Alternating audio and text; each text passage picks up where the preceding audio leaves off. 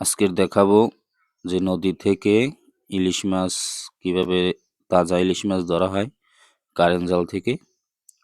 তাই ভিডিওর সাথে থাকুন, দেখতে থাকুন কিভাবে তাজা ইলিশ মাছ ধরা হয়। প্রথমেই একসাথে দুইটা মাছ আসছে, ইলিশ মাছ দুইটা একখানি বাজছে, তাই মাছটা একদম তাজা। দেখি কয়টা আয়, আলা দিলে আরো একটা আইছে।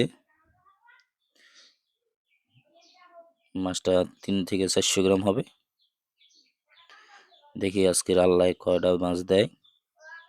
এই প্রথম খাওয়া বাইতে আছি, মানে প্রথম খাওয়া টানতে আছি। আরো একটা আইছে মাছ ইলিশ, এটা 400 গ্রাম হবে। আল্লাহর রহমতে সাইজটা অনেক সুন্দর, সাইজ খুবই ভালো, সব টম। একটা অলরেডি পাইছি, আর একটা আইছে ইলিশ মাছ, ওটাও 3 থেকে 400 গ্রাম হবে।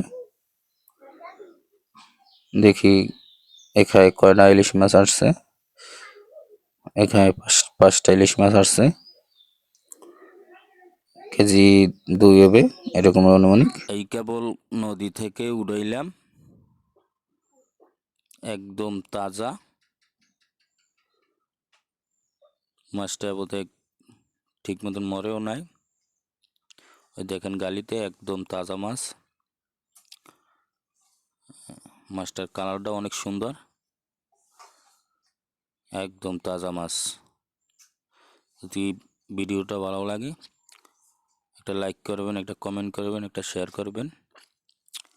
আমার মাছটা খুব প্রিয় মাছ। এখন দেখবো মাছটার কতটুকু ওয়েট হয়।